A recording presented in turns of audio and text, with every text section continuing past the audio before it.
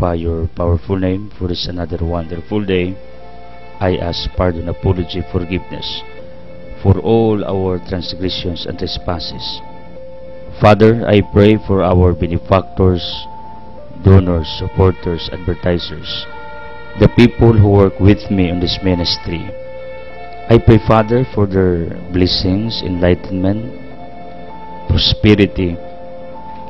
Father, I pray for our church authorities, our government, Bless San Miguel Cable Network, Radio Hagna, DTV Cable Ubay, Radio Ubay, Bohol Cable TV Valencia, our all Bantay Radio Kalikasan stations in different towns, panalangin ni Amahan, our towers, frequencies, hookups, local and satellite.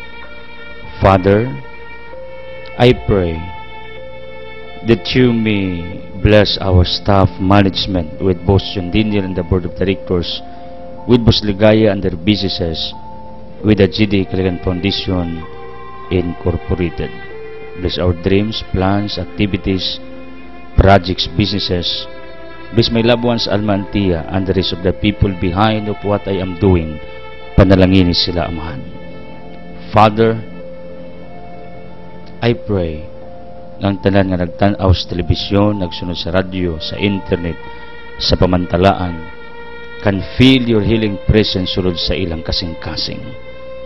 Father, in Jesus Christ's name of Nazareth, I claim and declare for the dissolutions of all our curses, bondages, sicknesses, troubles, Satan, satisfies, worries, all our sins. Father, touch each one of us, one by one in Jesus' name.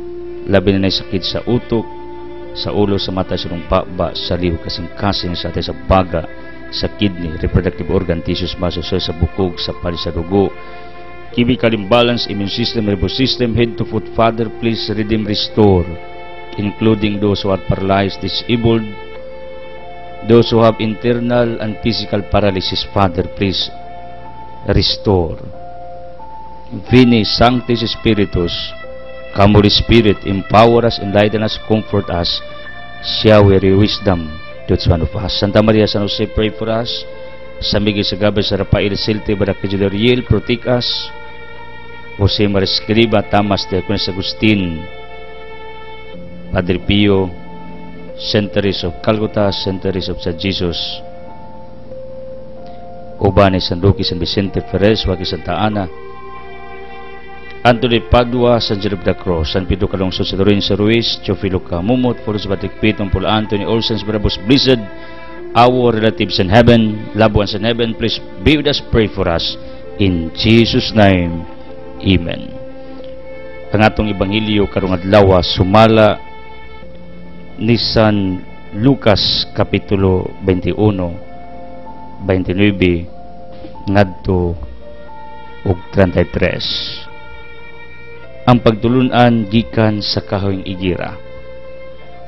Unya gisuginlan sa Jesus ning sambingaya, hinumdumin ninyo ang kahoyng igira ug ang tanang mga kahoy. Kung makita ninyo nga manaho na sila, may balo kamo, gaduol na ang tinginit. Sa samang paagi, inikakita ninyo nga may tabo kini mga butanga, may baluan ninyo kahapit na maghari ang Diyos. Timan ikini, mahitabo kining tanan sa dili pa mga matay ang mga tao kakaron buhi pa. Ang langit ug ang yuta mga hanaw, apan dili kini mapakyas ang akong gisulti. Today we are remembering another saint nga mao si Saint Catherine of Alexandria, virgin and martyr. This martyr was a learned woman of the early 4th century who, after her conversion at the age of 18, preached the gospel throughout Alexandria in Egypt. While imprisoned by the Emperor Maximus, he converted both the empress and the leader of the armed forces, and for this he was martyred. Saint Catherine became a preacher, evangelist, virgin, and martyr, although she was a woman. This is the truth that preaching is not only for men but also for anyone, for women. In Luke chapter 8, doon ay mga babae nga kaabag si Kristo. Mga babae usab nga nagtudlo sa maayong balita like Mary Magdalene.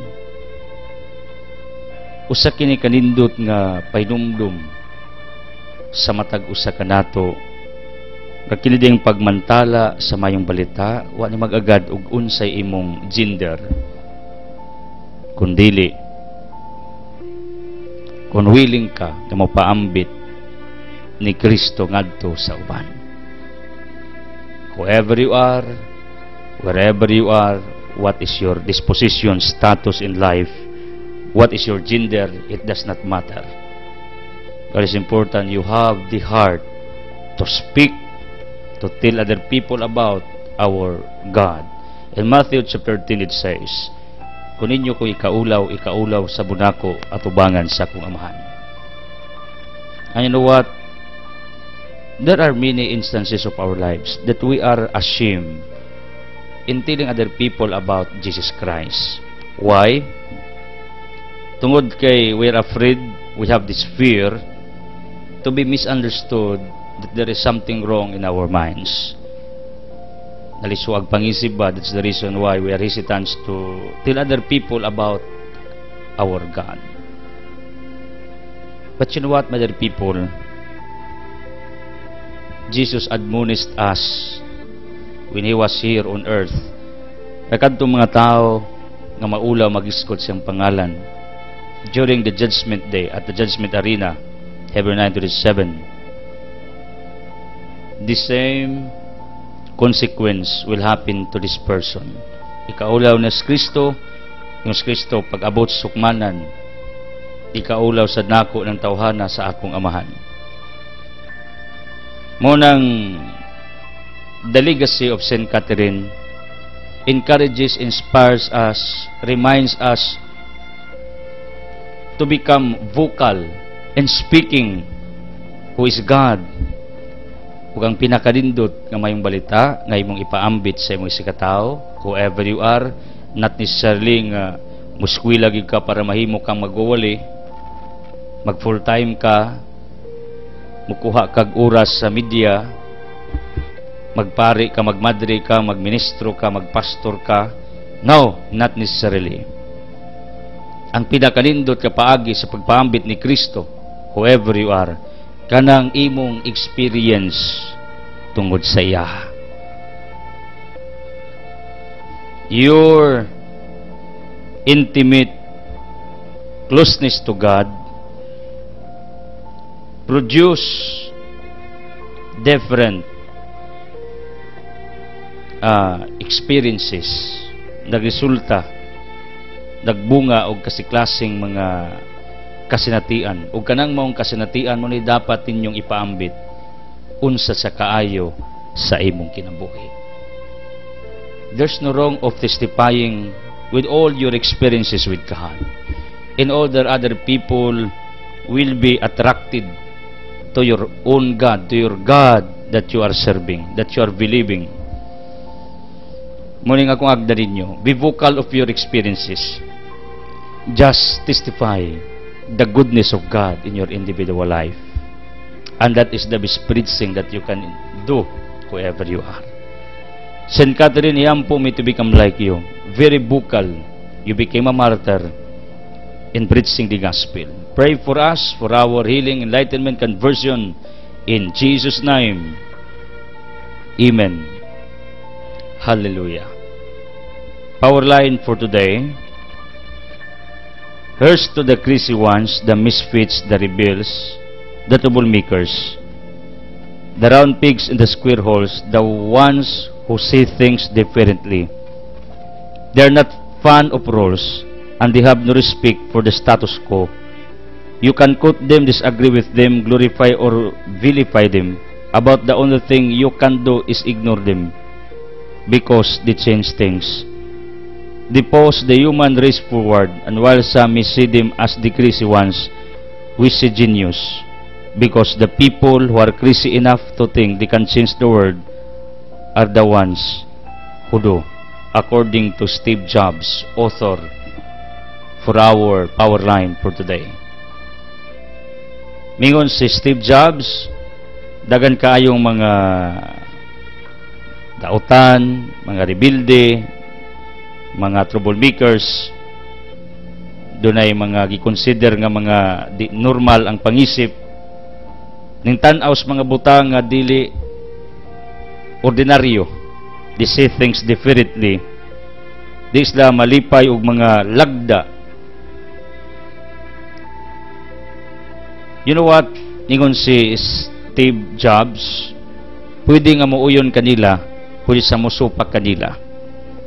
Pero, beware, according to him, kining mga tawhana nga ato nakita nga dili mga normal o pananaw sa kinabuhi, mao pa ni ang mga genius sa atong katilingban, o kining mga tawhana nga atong gituan nga mga crazy enough sa ilang mga panguna-una, that they can change the world. According to the author, yes, they are the ones who can do it. In other words, the most expected individual on this earth has the ability, potential to change the world. The least expected, the people that are not expected, there is a great possibility nga mao pa ni ang makahimo og lindot sa katilingban nga atong gipuy-an. Because of that, do not judge anyone. Matthew chapter 7, it says, ayaw paghukom sa imong isikataho. Ngano, kay according to our power line, ay mga tao nga tan-awon sa atong padanaw murag way kwinta, way nungdan. Pero sa tinuod di ay, beyond to that, sila pa ang dako og ika-contribute dakog mahimo sa pag-usab di ining kalibutan. You know what? When I attended the mass yesterday, I saw two persons nga dunay caption ng ilang t-shirt at the back. Ang usa naingon, with all your mighty power by the Spirit. In other words, ang gahom gagikan sa Espiritu Santo. Motoy akong nabasa sa usa ka t-shirt sa likod sa tao. Then taod another person ka akong nabasa ang iyang likod, change the world. Through captions, I saw it yesterday, I read it yesterday, and this is in line to what I am talking today, nga kining kalibutan mausob kun magpalabanta sa Espiritu Santo who can do everything. The mighty power of the Spirit can change the world. The Holy Spirit, the Spirit of God, or else our own spirit, our own desire to do a certain thing, mao ni ang makapausob sa kalibutan nga atong gipuy-an. Pero you know what? My advice to all of us, the real change starts from each one of us. In order the change of our society is possible. Meaning, ang pag-usab sa itong adlaw nga gawi, kinabuhi, to do the right things, to do good, to make everything right, mao ni ang pinaka fundamental move nga atong imuon sa itong kinabuhi aron mausab ang katilingban. It starts to each one of us. It starts one of us within us. If people are not believing on your cause, on your dreams, on your advocacies, they are underestimating you. Daturi, according to Steve Jobs, ang damhang mga tao, nga tan-aw sa mga tao, murag wa hinungdan, buang, or daliswag pangisip, mga rebilde, mga way gi ka-contribute nga maayo according to our own views, maupang mga ngilngig nga mga tao nga dakog ikatabang sa katilingban nga atong gipuyan. People of the living God, thank you for joining us. Past givers, our occasional givers, thank you for your prayers, and please be reminded that you are still welcome to join with us on this ministry. Labi na itong mga abroad, mga seaman, mga dayo from other place, you can drop by at our office if you want to help this ministry once. Mo na gitawag og occasional givers. Present givers, thank you so much, like Primo de Taipa of Garcia, in courtesy of Adilimit, please mangayo og dispensa nga ang mga nagtabang care of Adilimit is not recognized today or are not recognized tungod ni kay ato pang gi-check pag-ayo ang maong papel. Munang salamat taga Garcia nagtabang sa atong artisan feeding sa atong ministeryo, care of sa presidente sa disabled persons in Garcia, Sister Adelimit. Panalanginan ta siya sa Ginoo, iampo ninyo. And also Rosindo Narcisa Saulan, lula ni Ila, ili kanang Merspin, thank you sa tubudmar ubas ko mga kadugo diya, mga lakaran, pagpalain kayo. Thank you also Emmanuel og Alma Iskol, Ramon RJ Iskol, ngay Ramon Silshap, Lito Wilma Castulo na slay Silshap also sa Public Market, Municipal Councilors Indulman, og na Inday Tay Cruz Iskol, ubas iyang mga anak, they are helping us. Usanis mga pamilya nga daghan nagtabang nato tungod kay pipilas iyang mga anak nagsuporta usab sa atong ministeryo. Meaning whole family sila nagtabang sa tuwa. Iapin yung ampo.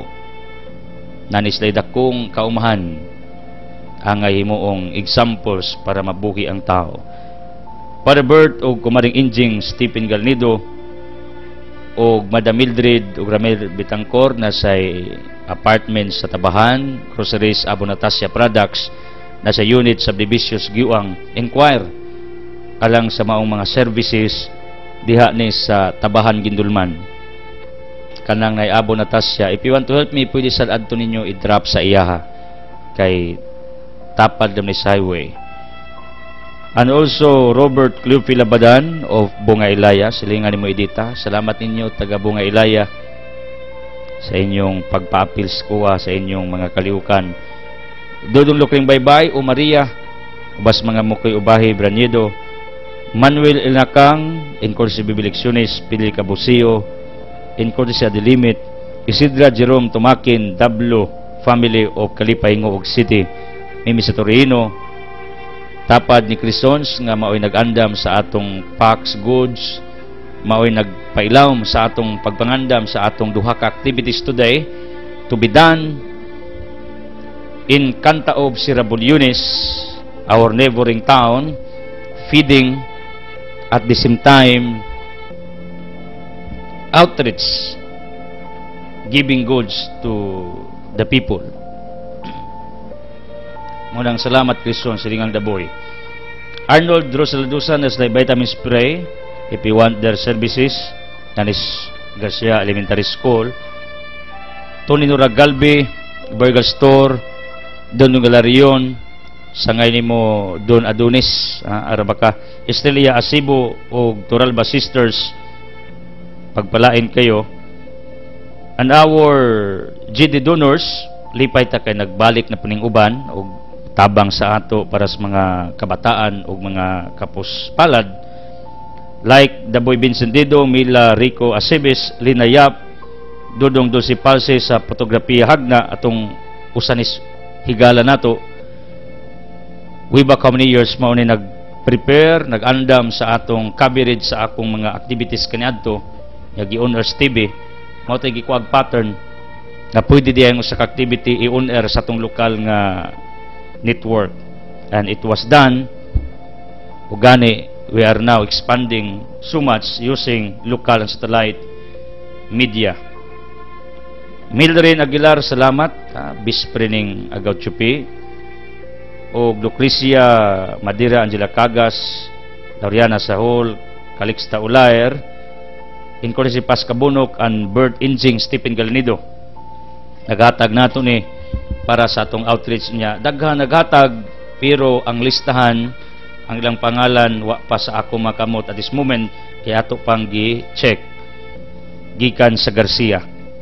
Unang malipayon ta tungod kay mga tao nibalik na og kabuhi sa pagtabang kay nakasabot mo nga di pwede among duphan tanan kining atong krusada because we have our culture here of giving. Ang atong network ki hatagag memorandum ni Boss John Daniel nga nag-birthday nining panahona, iampo ninyo. The man behind of what we are doing, the man at the back of San Miguel Cable Network, GD Foundation, and the Boracay, Lagkaw Fudaos, and many more businesses around. Yan po ninyo nga nasa memorandum nga ang inyong bayad matagbuan, please update your payments for this network in behalf of San Miguel Network. Isip ilang spokesperson. I encourage all of you, be honest, be fair sa inyong obligations sa atong network, kay kuhaan nag-percentage for the less fortunate. The rest, amo na sa mga volunteers. The rest, kang boss na. Kay dako kayo gasto every month sa atong mga gibuhat nga pagpakaon o pagpangatag sa mga katawan. Pero, wa na namo igsapayan. Ngano, feel man namo niya kay bawa maming naamo.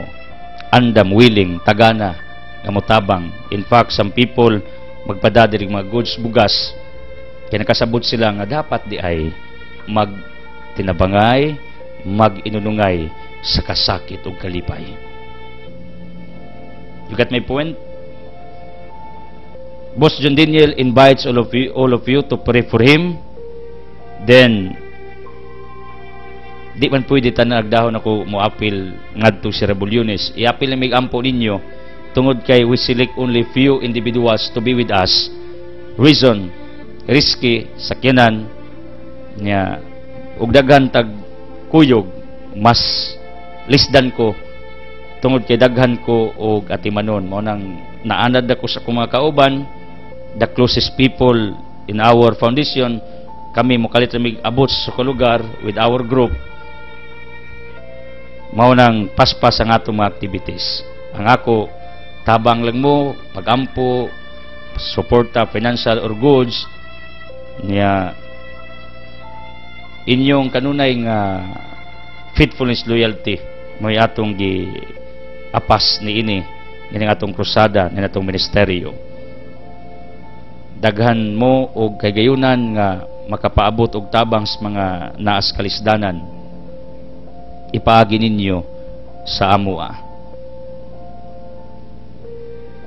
Altia displays the following: natay Pure Tablia, Rose Cooling Cookies, Pans Carolina, Herbal Coffee Madam Flor, natay groceries, natay mga religious items, nobinahan, rosarihan.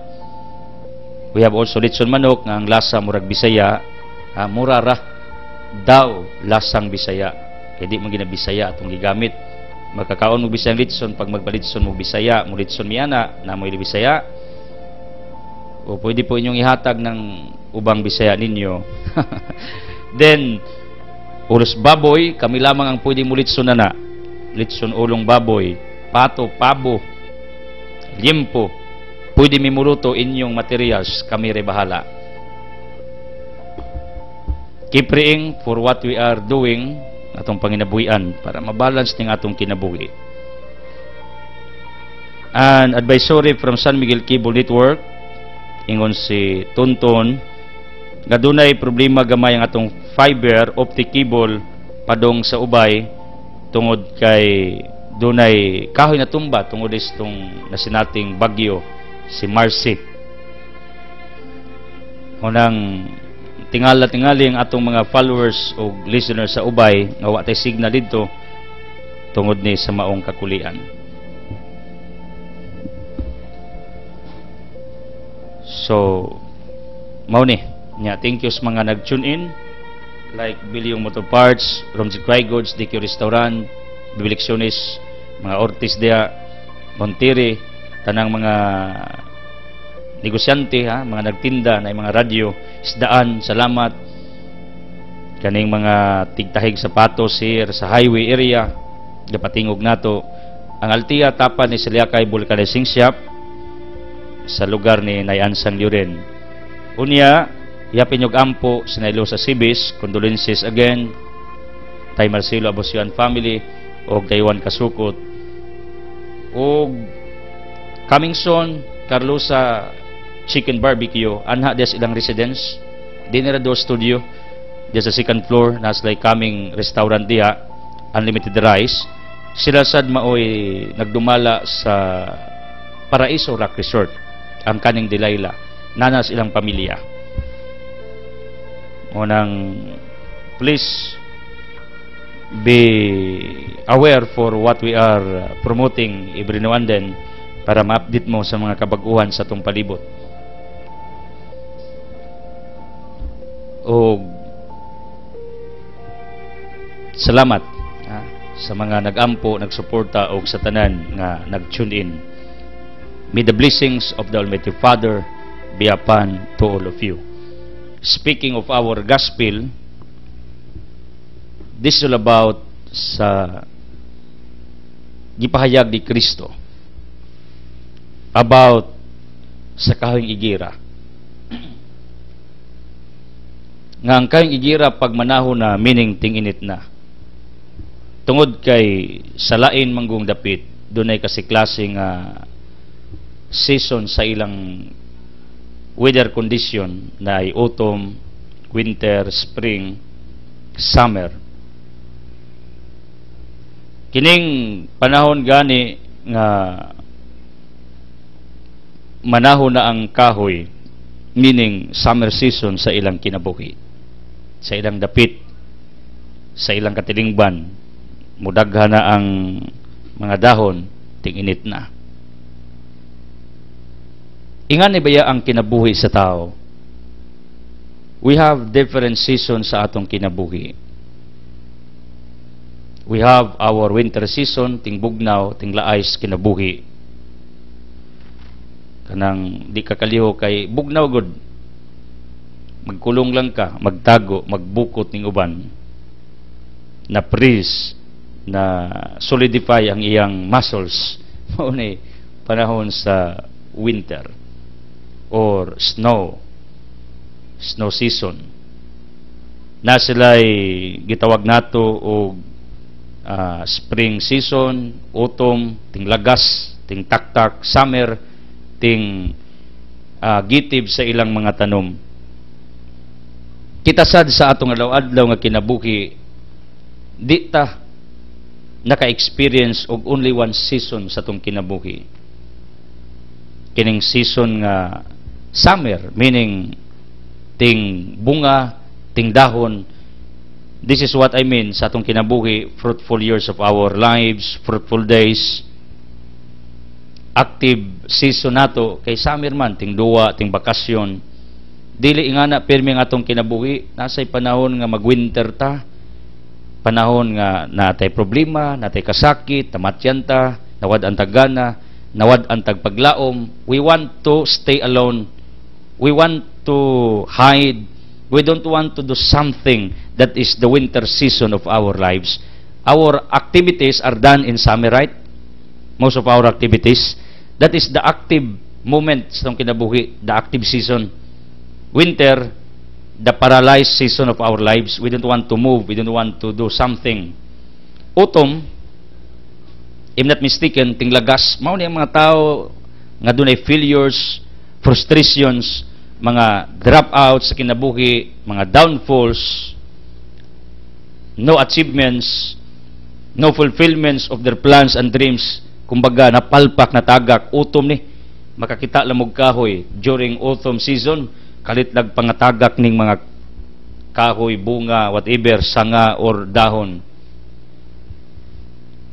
Nasa na sa itong kinabuhi, mga tagak ta, masayop, mapalpak, masipiyat, ma-failure sa unsa itong mga tinguha sa kinabuhi. Kasi klaseng season atong nagian, like the weather condition in Jerusalem, in America, in other countries. Ato dire kasagaran, summer o rainy seasons naman ta, kasagaran. Pero sa ubang dapit, dagan og klase-klaseng seasons ang ilang na-experience. Kita sa atong kinabuhi, ingana ta. My question to all of you, what kind of season you are in right now? What kind of season that you are experiencing? Summer, winter, autumn, or spring season, whatever season. Spring o winter has similarity. Ang dakong diferensya kining autumn ug summer. Mao nang gusto ko nining taknaa maka-analyze mo, maka-recognize mo what kind of season you are experiencing. You are now encountering, you are now facing. Unsa man, naka-summer, autumn, mga failures ni mo dagan, summer active ka, energetic ka, enthusiastic ka, or naka sa winter spring season nga dry ka, mura kag butang sa freezer, na freeze ka, di ka ganahan, mulihok, bugat kay mong paminaw. You know what? Ingani ang kinabuhi. You will accept it or not, we can experience different seasons in life. Pero I believe on this. And I heard this, I knew this because of the retreat sa youth encounter in the past years of my life when I was very young.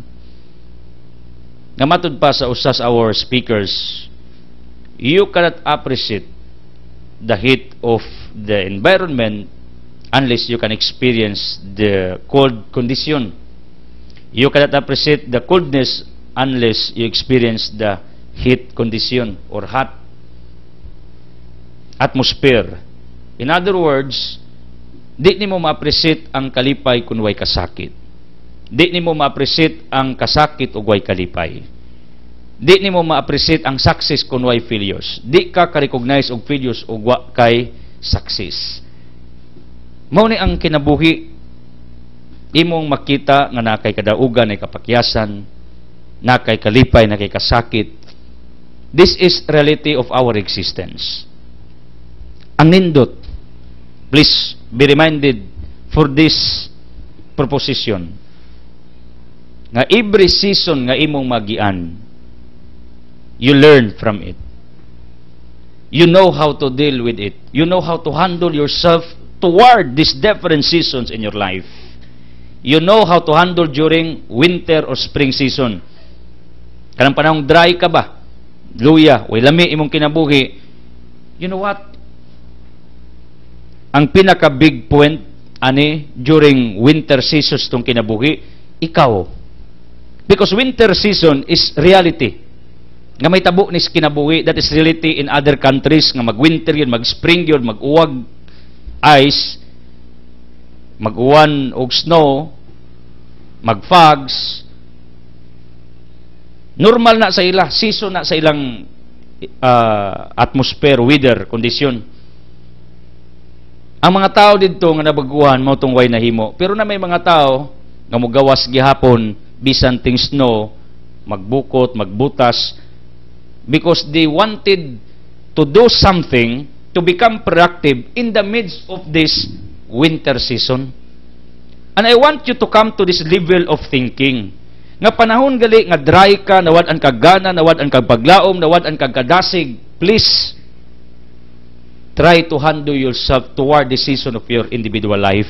Muagi ka ana, you will accept it or not. Because that's my experience many times. Anay panahon, di ka ganahan, mawad ang kagkadasig, mawad ang kagkusog, mawad ang kagpaglaom.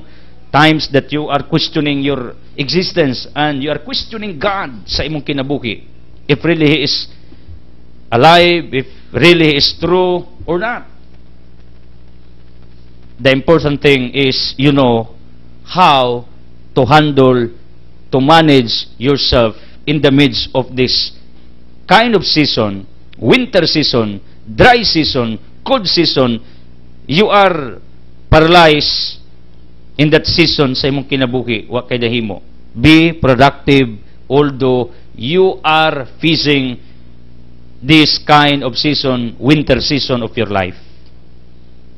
Nay mga tao, bisan ting isno mo gawas magtrabaho, ngano, they don't want nga ang ilang season nga winter can paralyze them, can make them disabled.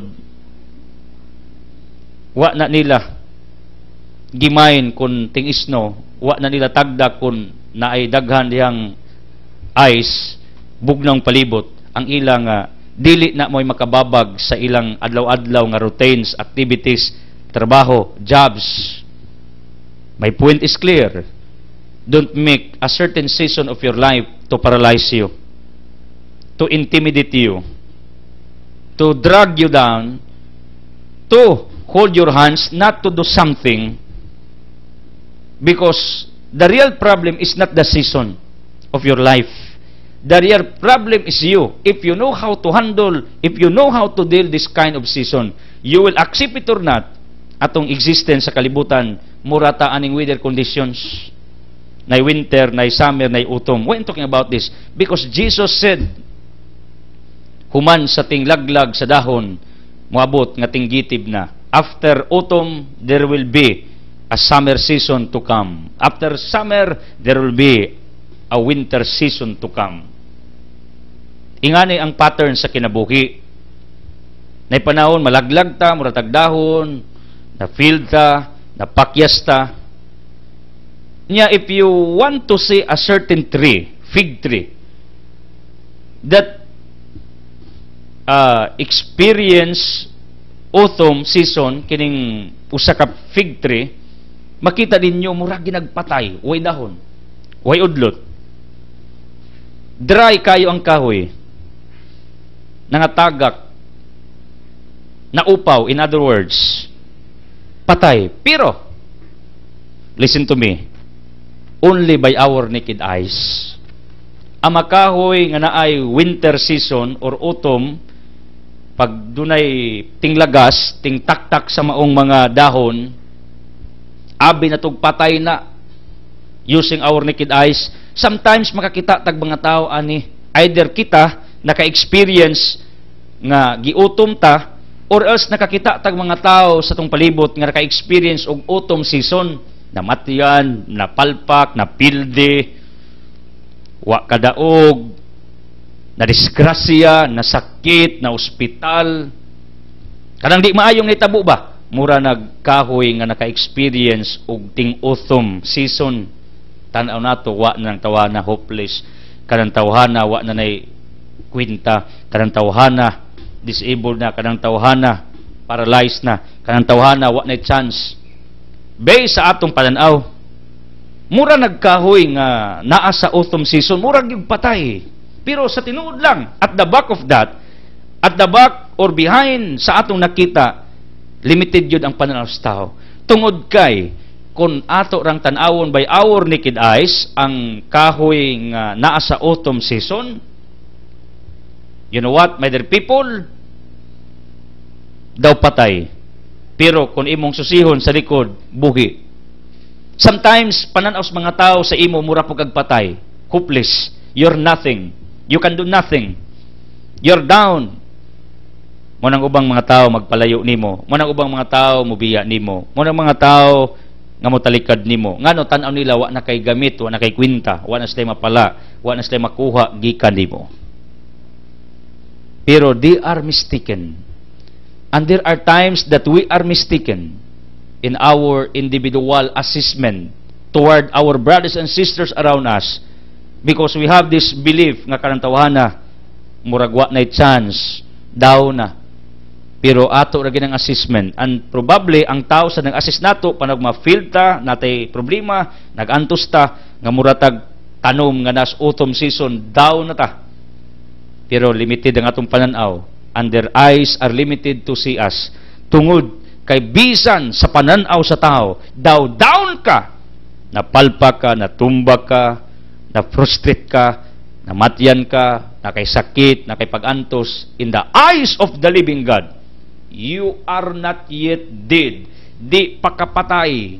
Pananaw lanas uban nga mura kag patay. Munang libakon ka, tuwan ang tawana, himatyo na, tuwan tawana, pobre na, tuwan tawana, down na, tuwan tawana, one chance, libakon ka. But in the long run, natingala to ng libak nimo, nimbaskog ka, ni asinso ka, nakabangon ka, nakahimo ka sa imong plano, and they're ashamed. Because they judge you. They made a premature judgment, a rash judgment toward you, that you are down.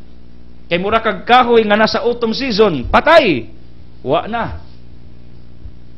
Kay kanang kahoy sa autumn season, muragig patay, pero di ka na patay, kay ting summer, mugitib nagkalit, bunga man. Ubang mataw, tanaw ni mo, mura nagikagwa, nagika, daw na ka. And I know, some people saw it toward me. I'd still want a chance. Wa na na. Pero, tinga sila, sanay ba? Si Idsel, ng lupad mag-satellites to speak, and we did many things around us every now and then. That's what I mean. Ngano, tanaw raman to ninyo nga down ko. Nya kita sa mga tao nga tanaw na kong down, mao nang it's wrong to make a premature judgment toward a certain person, toward a certain individual. Gi-accuse na, gibanata na, gibutang-butangan na, gi-frame up na, gi-sit up na, mo judge ka, you will be mistaken. Tungod kay tingali ato ra ng pananaw, beyond to that, di na tinuod. Ug mao ni ang pait sa kalibutan, tungod kay mga tao sa imong palibot nga hukman ka bisag buhi pa ka tan-aw la patay na. Wa na kay kwintaw na kay gamit. Pero do not worry. Ngano, the eyes of God are different from the eyes of the people. In fact, the mind of God is very opposite to the minds of the people. Isaiah 55 verse 8. If people are watching you, that you are like a tree, fig tree, during autumn season, you know what? God has different perspective toward you. Bisan inganang panos mga tao, mura nakagpatay down, pero ang Ginoo nakakita nga sa imong kalisdanan, kasakitan, failures, mga kapaitan, ining panahon nga down ka, pananaw sa mga tao, para niya, there is still a hope. There is still a chance. There is still a big chance nga makabangon ka, makahimo ka sa unsay tama, sa unsay imong gusto ni ining kinabuhi. Mao ning akong point, my dear people, nga natay ma-experience atong kinabuhi nga autumn, winter, unya summer. Kining summer mao ni ang season nga daghan kag nahimo nga maayo sa imong kinabuhi. Ting init, very productive ka, very fruitful ka, your life is very energetic, enthusiastic. Mao ni ang season sa atong kinabuhi nga maoy gusto sa Ginoo, nga maoy atong pirmi himuon bisan pa og naata sa winter season, sa autumn season, sa atong adlaw-adlaw nga pagpanaw. In other words, God wants us to become productive even you are encountering this autumn season, this winter or spring season sa imong kinabuhi. Ang pait nato, pagting summer, energetic, pagting autumn, down, pagting winter, paralyzed. Yung Ginoo, you know what, my child, kining different season sa tao, mura og different season sa weather condition in other countries, natural ni. Mao ni ang reality sa environment, sa condition sa atong panahon. Di na mo'y problema. Ang tilod yung problema ikaw, kung ining winter, autumn seasons, magpadayon ba ka nga daw you are still in summer season sa imong kinabuhi. And you know what? I found out that human being is controlled by his or her habitat. A human being is controlled by his or her environment. Listen to me. Do you notice pag ting summer, abti ka, pag ting uwan, ting bugnaw, luya ka? Because you are affected by your what? Circumstances. You're affected by your climate, by your weather condition. You are affected by your surroundings. Ug mao ni ang sakit nato. Please don't get me wrong if I am very vocal to tell you. Ngang atong joy, happiness are very dependent to our surroundings, to our environments, to our habitats, to the place where we are in right now, or to the people around us. Kung ang mga tao okay, nindot imong pagkabutang, comfortable ka, happy ka. Pero galing sa panahon nga mga tao di okay, ang imong kahimtang di maayo, ang imong environment di maayo, init imong ulo, way lami. Saputon ka, you're not in good mood. Why? Because this is human being. Pirmi ka apektado sa kondisyon sa imong palibot. You are always affected by your surroundings, by the people, by the circumstances, by the events, by the happenings of your individual life, every now and then. Mauna ang tao, if you notice, moody-moody. Why I know it? Because that's me. Oftentimes, moody-moody. Pag okay dagan sa atong gipanghimo, okay, nas mood, pero dili, wa na po mood. But you know what? Based sa akong sige og pamalandong, meditation, tuon, research, I found out that happiness supposedly is not dependent on your circumstances, on your surroundings, on your environment, where you are. Because to be happy is a decision that you need to do. You need to decide. Happiness is your choice. Happiness is your decision. Whatever kinds of circumstances, conditions, seasons of your life that you are experiencing every now and then, it's up to you to be happy. Kita sa makadagang igayon, apektado sa unsay pangitabo sa tong palibot, ingana ang tao. And I want you to change your perspective, to change your mindsets, nga kuno galing nakasanindot nga pagkabutang, be happy. Bisagwa ka sa lindot nga kahimtang, na ay mga taong di maayo ang imong napuy ang environment, be happy. Because it's your decision to be happy. And that is the purpose of God, why He created you, because God expects you to be happy. That is what He called the fundamental reason why God allows you to exist on this earth, because He presumes that you will be happy on this earth.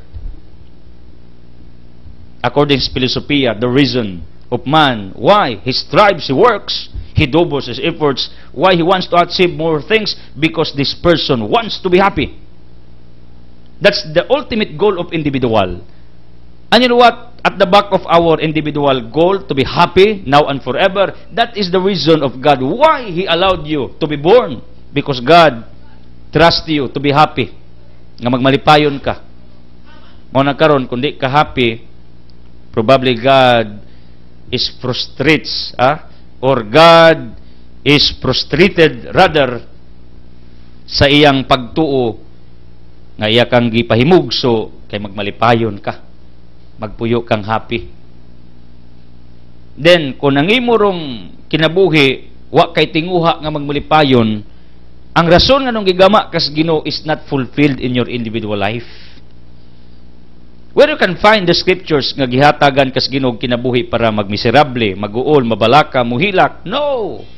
There's no passage in the scriptures. I stand to this theology. No. Ang rason Ginoo gigama ka kay nagtuo siyang magmalipayon ka sa iyang paggama nimo. Unya ang ultimate goal sa tao, ang natural nga tao, normal nga tao maningkamot nga magmalipayon. Pero ngano ang tao di man magmalipayon? Tungod kay ang tao is controlled, is governed, is manipulated by his or her circumstances, by his or her environment, by his or her surroundings. You got my point? You know what? I would like to inform all of you nga naay mga Americans, Jews, nga bisan pag ting autumn, ting winter, ting spring, productive gihapon. Di lang kay sa summer seasons la productive, kundi in all seasons sa ilang kinabuhi productive. Ngano? They knew how to handle themselves toward these different seasons, and this is the bottom line of what I am presenting today. Whatever season nga imo ma-experience sa imong kinabuhi, handle yourself to become productive, to become effective, to become efficient. Do not allow your circumstances, your seasons, your environments to paralyze you. Ayaw tuguti ang different seasons, ang problema, kasakit, pagsulay, mga di maayong pangitabos imong kinabuhi nga mo paralyze nimo aron di ka makahimo sa rason nganong gigama kas Ginoo sa kalibutan to do the right things and to be happy here on this earth. Therefore, conclusion, if you are not happy right now, it is not the fault of God, but it is your fault because you decide it not to be happy. You know what? When I read this, when I know this principle, ako gining gitsik pag-ayo, akong gisusi, akong gi-examine, tinuod ba ni? Nga ang pagkalipay desisyon sa tao. Kaysa una nagtuo man ko, ampo ka, Lord, tagay ko ani aron magmalipayon ko. Lord, please allow me to have this, to do this in order magmalipayon ko. But you know what? That's a wrong prayer. Ang nindot nga prayer, Lord, tabangi kong magmalipayon in the midst, in the middle, or even what circumstances that I am experiencing. Kana mo'y nindot nga prayer. Pero magampo kami ko, Lord, tagay ko ani aron magmalipayon ko, Lord, malipayon jud ko, Lord. Pag imo ning tugutang may tabo, mura please mga tao bang musaad, brother, tabang ikus ministries Ginoo, pag blisingan ko na igrasya, sayop na. Kabaw mo kung sa inyong imuon, mo, brother, bisag wa ko'y grasya, pahatan gyapon nako ang programa Kaliw kas Ginoo ang mga kabus ning Ginoo pagabuutan ning tawana. Pero may ka, pag nako'y grasya, brother, iampo ko yung Ginoo, hilom day kondisyonan man ko nimo. Mo nang way grasya, kaya na mas ginawa aning tawanan ni kondisyonan man ko. Mao pa ni may tabos tao kung nang imong pagampo mali, min ka Lord, tagay ko ani magmalipayon ko yung Ginoo, mali. Kung sa saktong pagampo, min ka Lord, himo akong malipayon bisag grabing problema, pwede. Himo akong malipayon Ginoo bisag dahang kog sakit, pwede. Akong ebidensya anang tinuod ni akong giwali, si Mother Teresa. Ang daghanang problema iyang giatubang, mga masakiton, himalatyon, gisangla, pero iyang dagway malipayon kayo. A very peaceful image, happy face si Mother Teresa. Another evidence, Padre Pio Petrelsina, iyang kamot sigig dugo, iyang tail sigig dugo, kadadlaw. Masamdan may taggamay, padoktor manglita kay mahadlok ta nyag ma-infected. Iya kadadlaw nagnganganang dagkong samad sang kamot because of his stigmatism.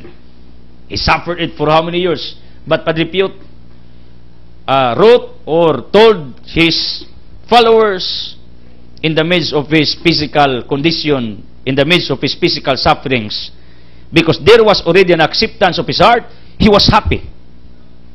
Although he suffered a lot, he suffered too much because of that wounds of his body. Ug mao ning akong prueba nga dili day dapat nga malipay rata panahong uki ang dagan sa tong kinabuhi, ting summer, nindot, ang achievements, dagantang nahimo, dagantang nakabot sa kinabuhi, kundili ug moagi tag kasi klaseng seasons tong kinabuhi, mga pagsulay, kasakitan, mga downfalls mo ni mga autumn or mga paralyzed moments tong kinabuhi, mga winter season, wa tay nahimo, di ta productive. Be happy in the midst of that. Meaning, ang akong point, simple lang. Kanang imong palibot, di na may problema. Ang problema, ikaw. How you handle your surroundings. Ang problema, kasakit pagsulay, dili na may tinuod nga problema. Ang tinuod nga problema, ikaw, toward it. Ang mga taong indifferent toward you, ang mga taong di maayo diha nimo, ang mga taong why pagtagad nimo nga patas, dili sila mo'y tinuod nimong problema. Ang problema ikaw, how you can relate with these people. That someday somehow, ang ilang palanaw nimo will be reversed, will be changed. Ngano, prinsipyo nako, kung ang mga tao nga di ganahan nimo, unya imong tiwasan, magpalay ka, mosamot kag di sila ganahan nimo, di ka katilaw sa ilang kabuutan o kaayo. Mao nang the best way to defeat your enemy is to make him or her as your friend, in order that you can experience also the goodness of this enemy. Ako ning prinsipyo nga kon panduyonan mong kontra na gid mo hantos tubnganan, di ka katilaw sa iyang kabuutan, amigua. Ngano, pag-abot sa panahon makatilaw ka sa iyang kabuutan diha sa imuha. Mao ni akong point. To be happy is the reason of God why He created you. The ultimate goal of man is to be happy. Pero it is not really happening because you are controlled by your surroundings, by the people around you, by your circumstances. This is my advice to all of you. To be happy is a decision to make. No matter the situation is, no matter the circumstance is, the matter sa unsay di maayong nitabo sa imong kinabuhi, may decision ka na magmalipayon ka here on earth and in the eternal life. Thank you for tuning. Thank you for watching. I don't want to close this broadcast without giving you an opportunity to make Jesus as your healer, provider, the source of miracles nga inyong gikinanglan. Ako magampo nga sa kasiklasing season sa inyong kinabuhi, makamount tamong muhandol ni ini. Malipayon gyapon mo, bisan pa og unsang sisuna, autumn, winter, spring, summer.